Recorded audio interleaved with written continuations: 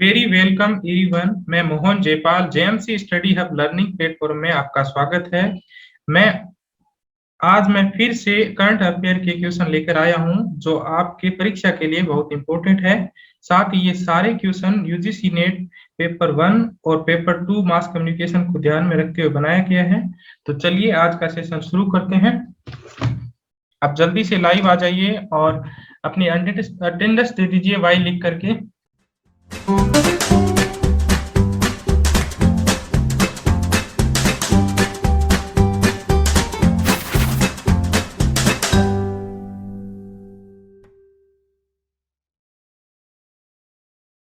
हमारा पहला क्वेश्चन है, भारत में नवीकरणीय ऊर्जा परियोजना में किस प्रौद्योगिकी कंपनी ने प्रवेश किया है? इसमें 4 ऑप्शन है, जल्दी से आप आंसर कीजिए। चलिए आंसर देख लेते हैं। इसका सही ऑप्शन है फेसबुक। हाल ही में फेसबुक ने क्लीन मैक्स भारत की इलेक्ट्रिकल ग्रिड के साथ एक समझौता किया है जिसमें नवीकरणीय ऊर्जा को लेकर के ये काम करेंगे और ये फेसबुक का देश के साथ पहला समझौता है। और नवीकरणीय ऊर्जा क्या होती है ये आप पिक में देख सकते हो, जैसे सौर ऊर्जा, पवन ऊर्जा, जल विद्युत ऊर्जा और ज्वारीय ऊर्जा, बायोमास, जैव ईंधन आदि क्या है, नवीकरणीय ऊर्जा है। और इस ऊर्जा के द्वारा किसी प्रकार का कोई पॉल्यूशन नहीं होता। चलिए नेक्स्ट क्वेश्चन देख लेते हैं। किस फिल्म ने British academy of Film and Television Arts BAFTA best picture का पुरस्कार जीता है? अब जल्दी से इसका आंसर कीजिए। ABCD, जल्दी से आंसर कीजिए इसका। Very good.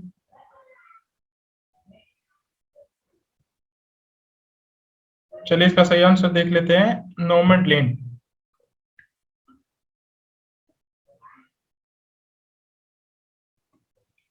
British Academy of Film and Television Arts BAFTA ने अभी चार पुरस्कार जो जीते हैं इस नोमैडलैंड फिल्म ने। इसमें है क्लो जाओ जो पहली अश्वेत महिला है। इनको जो ये पुरस्कार मिला है सर्वश्रेष्ठ निर्देशक के तौर पर मिला है। वहीं जो सर्वश्रेष्ठ अभिनेता थे 83 वर्ष के एंथनी हॉपकिंस, इन्हें मिला है। और सर्वश्रेष्ठ अभिनेत्री है जो फ्रांसेस मैकडोरमेंड को मिला है। और इसके अलावा जो इसमें ऑप्शन में दे रखा है रोमा, 3 बिलबोर्ड, आउटसाइडिंग इबिंग और मिसोरी। रोमा और 3 बिलबोर्ड है, इनको 2019 में मिला था और मिसोरी को 2018 में मिला था ये पुरस्कार। यूएई की पहली महिला अंतरिक्ष यात्री के रूप में निम्न में से किसे नामित किया गया है? संयुक्त अरब अमीरात। इसमें आप 4 ऑप्शन है ABCD, आप जल्दी से आंसर कीजिए।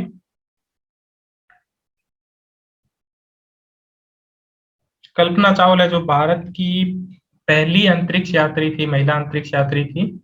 और इसमें नोरा अल मतरोसी है, सुनीता विलियम्स है और क्रिस्टीना हामकोक है। ये आपको चारों ऑप्शन में एक ऑप्शन बताना, जल्दी से बताइए।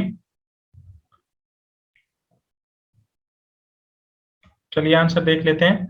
इसका सही आंसर है नोरा अल मतरोसी। नोरा अल मतरोसी पहली मुस्लिम महिला है जिसे यूएई की जो अंतरिक्ष है उसमें ये जाएगी यात्री बनके। और इसके साथ में दूसरे जो अंतरिक्ष यात्री है वो पुरुष है मोहम्मद अल मुल्ला। और संयुक्त अरब अमीरात ने 10 अप्रैल 2021 को देश के अंतरिक्ष कार्यक्रम के लिए 2 अंतरिक्ष यात्रियों नामों की ये घोषणा की थी। और जो अल मतरोसी है जो 1993 में इनका जन्म हुआ था और इनका परिचय है जो एक अबू धाबी स्थित राष्ट्रीय पेट्रोलियम निर्माण कंपनी है उसमें एक इंजीनियर के तौर पर ये काम कर रही है। चलिए नेक्स्ट क्वेश्चन देखते हैं। स्पुतनिक वी कोविड-19 वैक्सीन जिसे भारतीय विशेषज्ञों के पैनल द्वारा मंजूरी दी गई है किस देश द्वारा लॉन्च किया गया था? जल्दी से आंसर कीजिए। ABCD,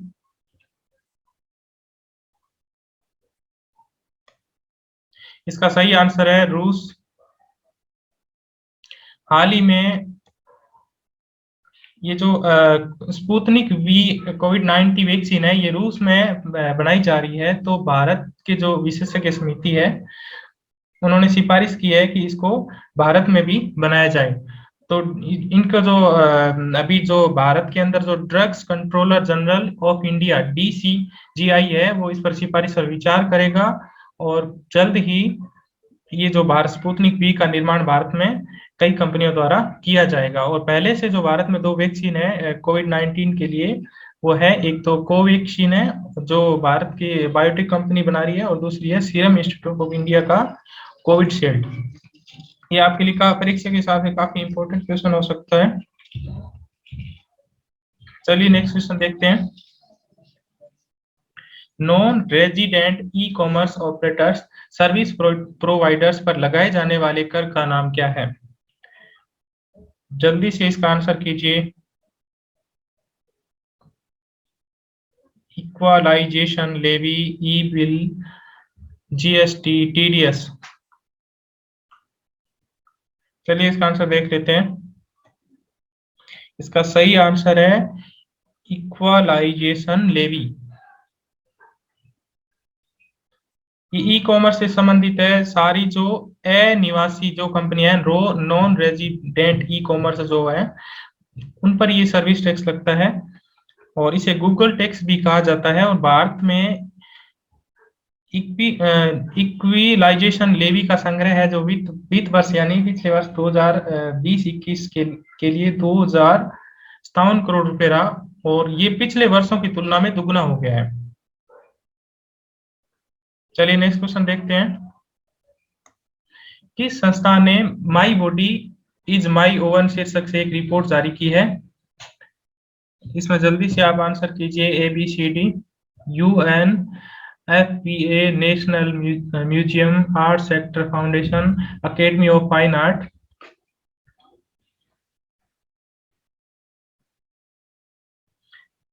चलिए इसका आंसर देख लेते हैं। इसका सही आंसर है UNFPA। UNFPA क्या है, अभी आपको बताता हूँ सारा इसका एक्सप्लेन करके।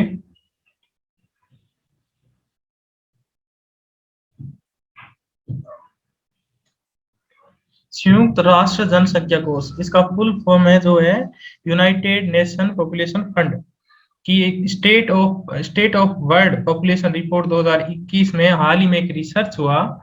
उसमें यानी महिलाओं को लेकर ये रिसर्च किया गया, जिसमें मेरा शरीर मेरा अपना ये शीर्षक की रिपोर्ट जारी हुई थी, जिसमें केवल दुनिया की जो 55% महिलाएं हैं, उन्होंने कहा था कि वो अपनी पसंद के लिए सशक्त है, यानी वो ये कर सकती है जो उनको खुद को पसंद हो। लेकिन इसमें जो सबसे खराब स्थिति है वो है विकासशील देशों की, यानी 57 विकासशील देश है, उनकी लगभग आधी महिलाओं ने कहा था कि वो नहीं कर सकती जो वो खुद चाहती है, यानी उनका अपने खुद पर ही किसी दूसरे का नियंत्रण चलता है, यानी जो जो कह सकते हैं कि उन महिलाओं पर जो पुरुष चाहते हैं वही होता है। इस तरह की ये रिपोर्ट थी, ये काफी इंपॉर्टेंट है, आपसे पूछा जा सकता है। चलिए नेक्स्ट क्वेश्चन लेते हैं। आवश्यक सेवाओं में काम करने से मना करना किस अधिनियम के तहत निषेध है? ये क्वेश्चन भी आपकी एग्जाम के हिसाब से काफी इंपॉर्टेंट हो सकता है, जल्दी से इसका आंसर कीजिए। अगर आपको आंसर नहीं आता है तो आप तुक्का भी लगा सकते हैं।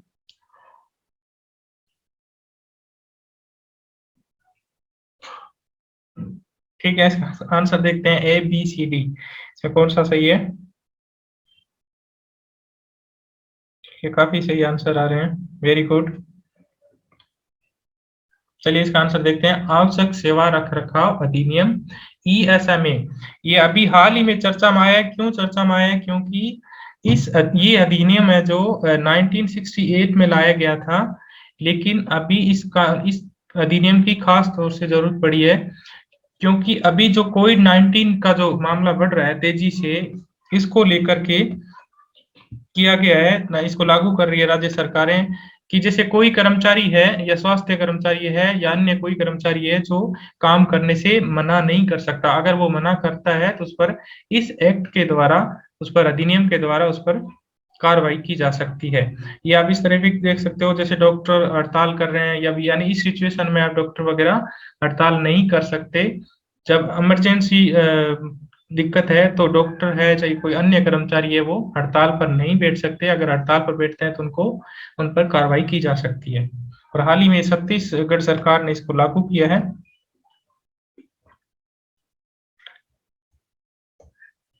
चलिए नेक्स्ट क्वेश्चन देखते हैं।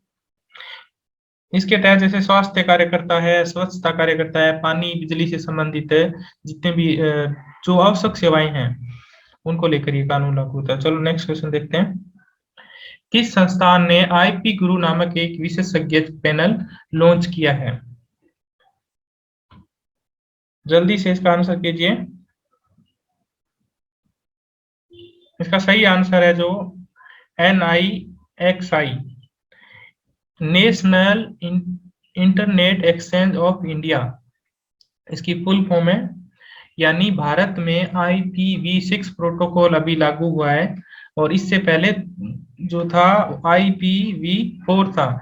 यानी इसका मेन जो मुख्य कार्य है ये है कि जो भारतीय संविधान के तहत तो अनुसूची 8 में जो 22 भाषाएं हैं उन सभी भाषाओं को इंटरनेट पर अभी डोमेन मिल सकता है। यानी अभी उन सभी भाषाओं को डोमेन मिलेगा, पहले ऐसा नहीं था। तो अभी IPv6 जो परिवर्तन लाया इसमें, इसके तहत है जो ये IP गुरु के नाम से इसको जानते हैं, क्योंकि इसके द्वारा जो सारी भाषाओं में जो पूरी भारत की जितनी 22 भाषाएं जो है संविधान में, उन सभी में भाषाओं में इंटरनेट पर जो डोमेन उपलब्ध होगा अभी, और उसके द्वारा ज्ञान प्राप्त कर सकते हैं लोकल भाषा में। और इसको एक शिक्षा का मंच भी ये तैयार हो रहा है इसी तरह से।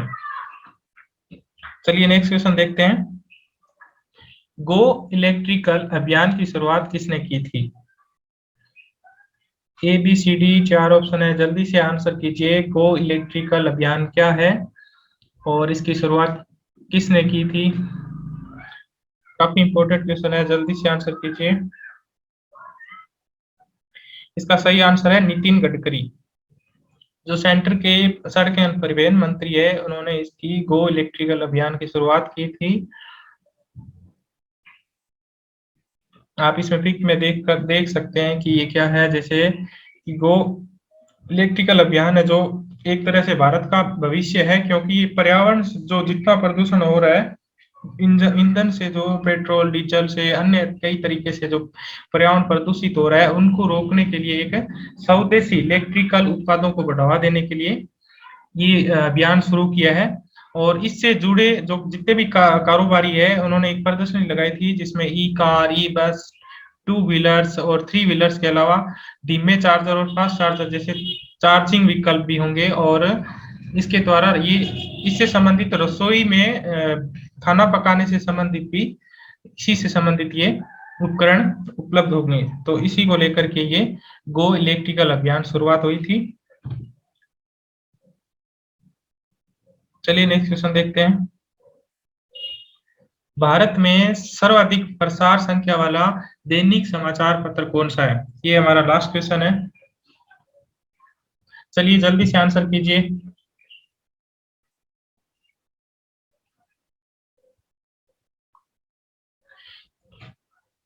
अगर आपको ये वीडियो अच्छा लगता है तो चैनल को सब्सक्राइब करें और लाइक करें, ताकि हम नए नए जो वीडियो लेके आएंगे वो सारे आपके पास आपको मिल सके, आपको इसका नोटिफिकेशन आ सके, ताकि आप ज्यादा से ज्यादा इसका फायदा उठा सको। जल्दी से इसका आंसर कीजिए। चलिए इसका आंसर देख लेते हैं। इसका सही आंसर है दैनिक भास्कर है, जो हिंदी भाषा का जो दैनिक भास्कर है सबसे प्रसारण संख्या वाला है। वैसे भारत में सर्वाधिक प्रसार संख्या वाला दैनिक समाचार पूछे तो ये दैनिक भास्कर ही होगा, और हिंदी का दैनिक भास्कर है। और अगर सिर्फ अंग्रेजी का पूछा जाता है तो द टाइम्स ऑफ इंडिया जो सबसे प्रसारण संख्या वाला न्यूज़पेपर है।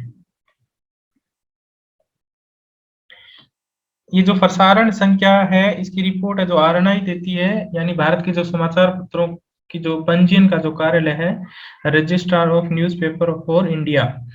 यानी दैनिक भास्कर की जो रोजाना जो प्रसार संख्या है वो लगभग 47,32,202 के आसपास है। वहीं दूसरे नंबर पर दैनिक जागरण है, उसकी 43 लाख है, लगभग 43 लाख है। इसी ऊपर नीचे भी हो सकता है थोड़ा। और इसकी जो सर्कुलेशन की जो संख्या जारी करता है वो RNI करता है, जिसके तहत एचओ न्यूज़पेपर की रजिस्ट्रेशन होता है। और इसके अलावा मैं आपको बता देता हूँ कि जैसे जो टाइम्स ऑफ इंडिया जो न्यूज़पेपर है, इसकी स्थापना हुई थी 1838 में हुई थी, और द टाइम्स ग्रुप ने इसकी स्थापना की थी। और इसका जो मुख्यालय है वो हेड जो क्वार्टर है वो है मुंबई में। और दैनिक जागरण है, इसकी स्थापना 1942 में की गई थी। इसका मुख्यालय कानपुर में है, कानपुर उत्तर प्रदेश में है। और पूर्ण चंद्र जो गुप्ता है, उन्होंने इसकी स्थापना की थी। और राजस्थान पत्रिका है जो 1956 में स्थापित हुआ था, जयपुर में इसका हेड ऑफिस है। कपूर चंद कुल्लीस ने इसकी स्थापना की थी। और वर्तमान में जो इनके जो है एडिटर इन चीफ है जो गुलाब चंद कोठारी है। और दैनिक भास्कर की स्थापना हुई थी 1948 में, और इनका जो हेड ऑफिस है वो भोपाल में है। और डीपी जो ग्रुप है, डीपी कॉरपोरेशन ग्रुप है जो इन्होंने दैनिक भास्कर की स्थापना हुई थी। चलिए आज के लिए इतना ही, और नया सेशन लेके आएंगे, आप हमारे साथ जुड़े रहिए। थैंक